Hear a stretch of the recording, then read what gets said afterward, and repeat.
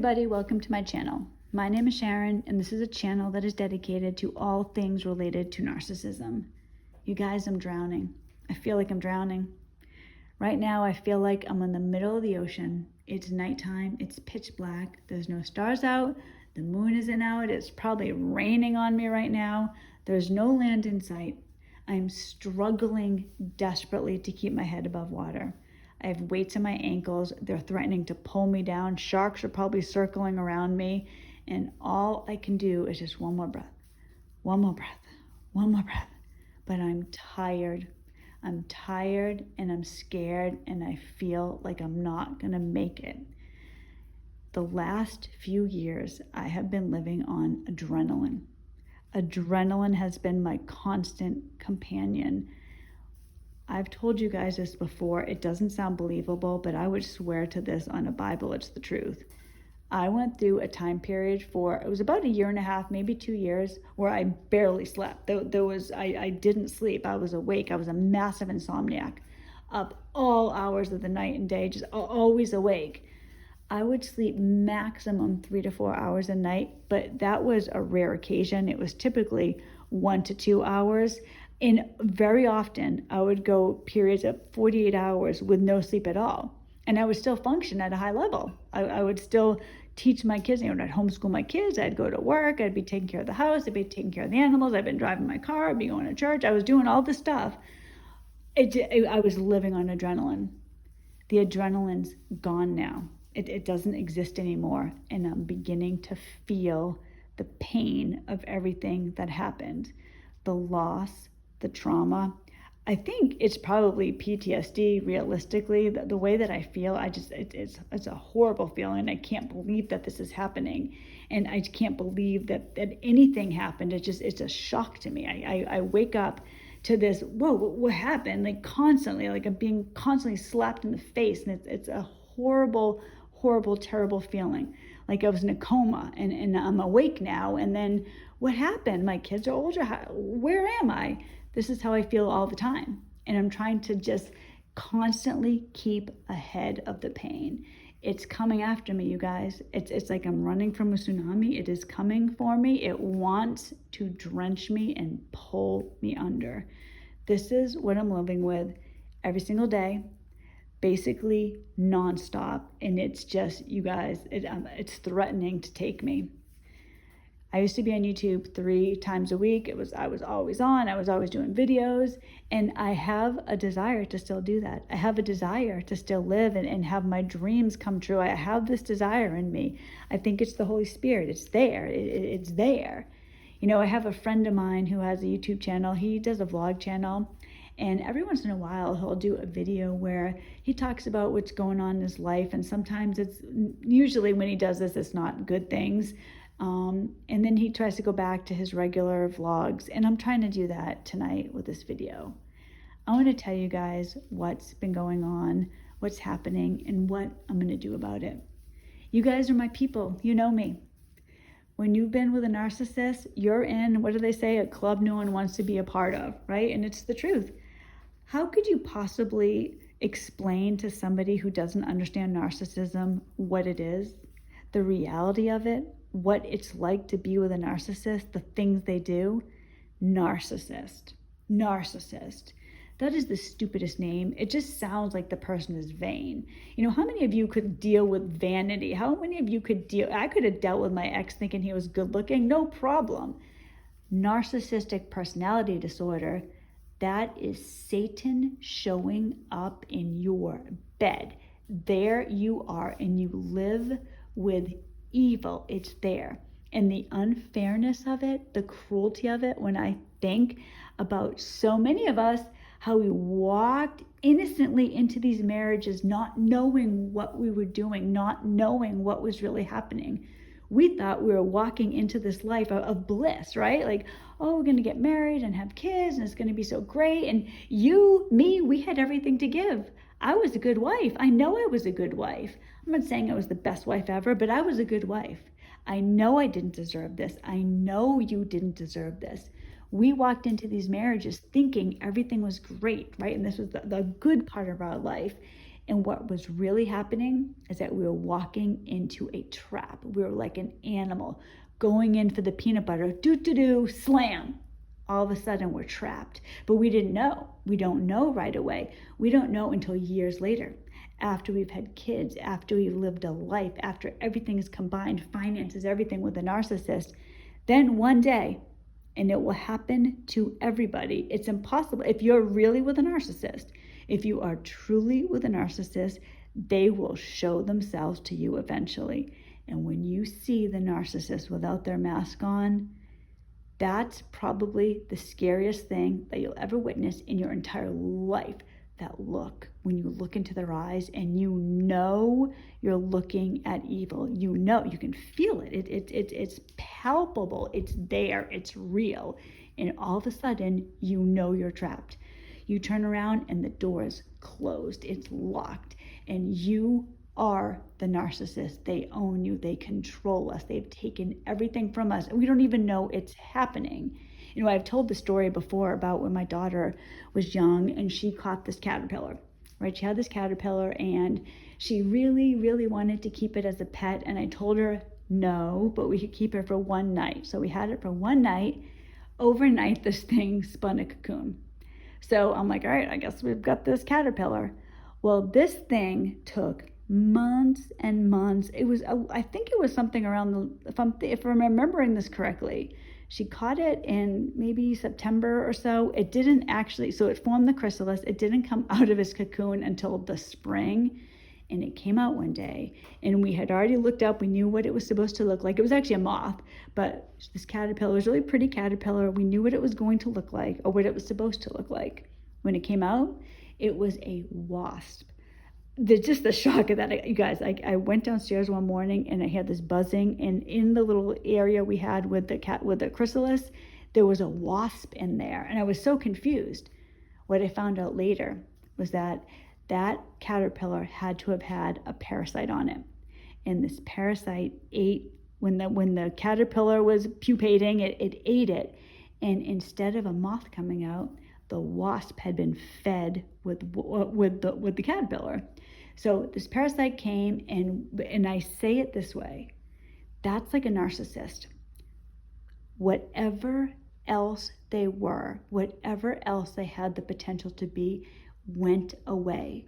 When the narcissism got them, and I don't know, there's many theories of how somebody gets narcissistic personality disorder, but whatever it is, at some point, whatever else they were, gone permanently. The person that was there doesn't exist anymore. And we learn this in the harshest possible terms. It's so evil. It's so cruel. It's so hard to get away from one. And you know what the thing is? With all the pain that I'm in, I know I'm one of the lucky ones. I'm one of the lucky ones, and I feel like I'm drowning in agony every single day. I'm running away from myself constantly. I feel sick and in pain constantly. The PTSD is overwhelming.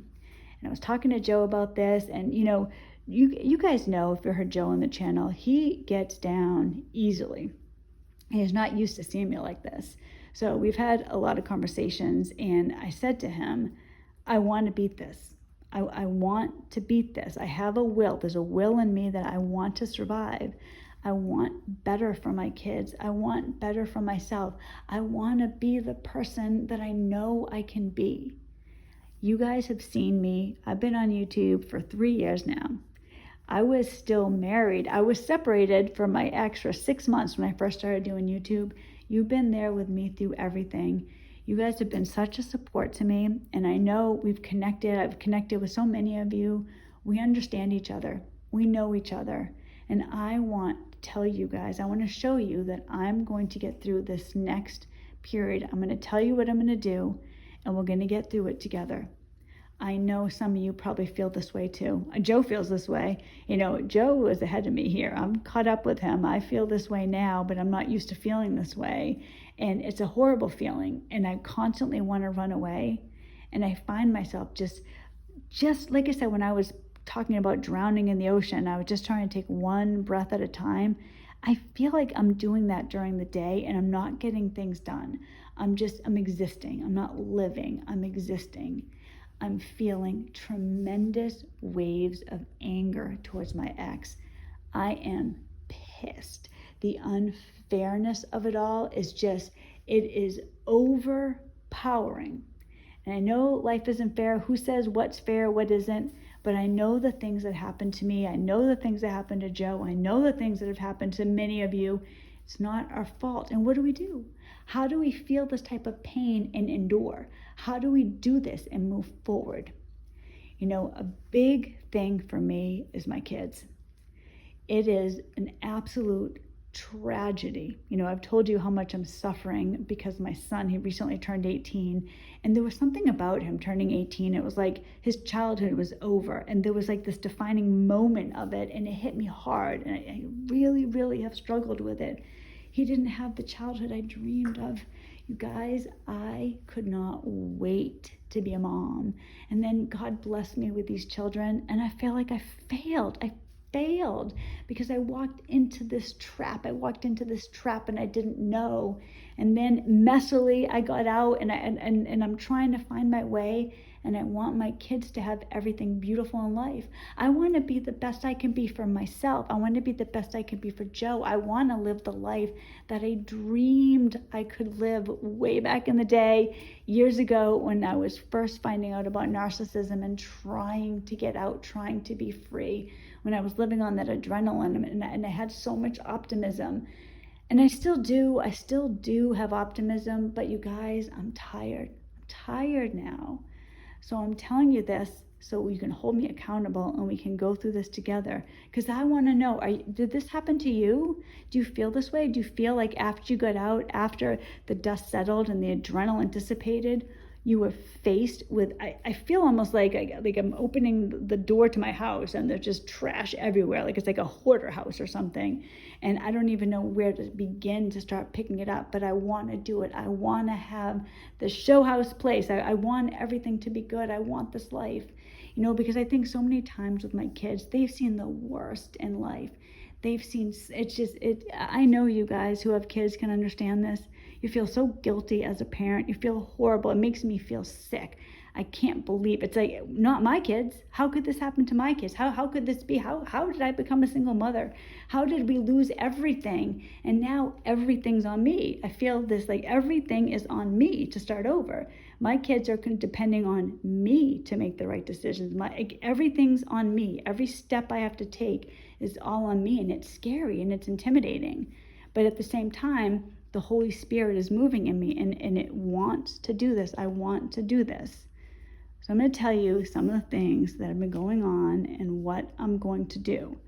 I want to come back. I want to have my videos out Tuesday and Friday. I want to come back on Friday and be positive and tell you how I'm going to accomplish this. But just to lay it all out here, I've been going through a lot right now. You guys know how much I love my animals. Oh, you guys, they're my heart, like my kids. My dog, well, I had 3 dogs when I first moved here with Joe. One of them passed away from cancer. My other dog, the one I brought into the relationship, Belle, she has congestive heart failure. This has hit me like a ton of bricks. You guys, 2 weeks ago, she passed out. She passed out when Paris and I were in the kitchen with her. You do not want to witness your dog passing out. It was horrible. I thought she was dead. I thought she was dead. We got her back, we revived her, and she's better now, but she's not going to make it. And I don't know how much longer I have with her. And it's just, that by itself is enough to rip me apart. So this is happening right now. Our cat has diabetes, and he also has kidney disease. He is not doing that great. My son, like I told you, just graduated high school. He's starting his life. The sorrow and pain of feeling his childhood over, it's horrific. It's so painful. You guys, you guys know I breed snakes. I'm trying to build my business. In the meantime, I'm working some job that I can't stand. It's just some crap job.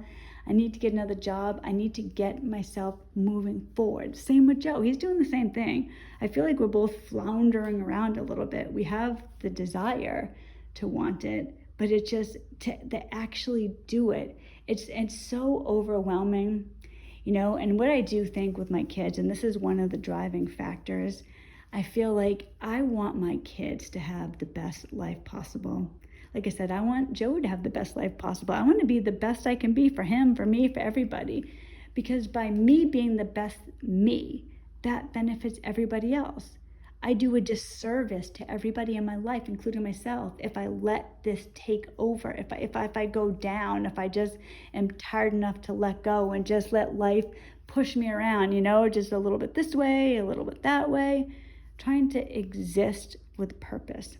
I want to give the best to everybody. I want to give the best to you guys, to my channel, to everything. I want to live the life of my dreams, but I feel stuck, and the pain and the trauma is just, it's burying me, and I'm really struggling. So I am determined to step forward. You know, it's July 1st as I'm making this video right now, and I heard somebody say that if you could just give yourself 6 months, you could change everything in your life. So today is day 1 of the 6 months. So I told you some of the things that are going on, some of the stress, the trauma, remembering everything, overcoming the loss, starting a new career, starting my life over. My kids are grown, dealing with the pain of my animal passing. All these things are just, they're overwhelming to me. But thank God I have something within me that it won't die down. It won't let me go under. And I hope it doesn't ever. Please come with me, you guys, on this journey. And if this is you, do this journey with me. 6 months. We're going to come back. I'm going to be talking to you guys. I'm going to do videos Tuesday and Friday. Even if I do horrible videos, I'm going to come out every Tuesday and Friday because I want to go forward. My life changed when I started making different decisions when it came to my ex. I want to make different decisions now. I need to get over my anger, the trauma of this. These are huge things, but I know I can do it. And today is day 1. So if you have listened this far, thank you so much. I really appreciate it. I will see you again on Friday with a more cheerful video, with a more optimistic video.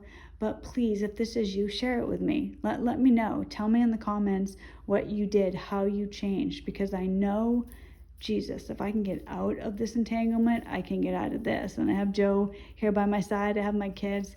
I just want to have a better life for us. So thank you so much. I hope you guys have a great day. I'll see you in a few days, and God bless you.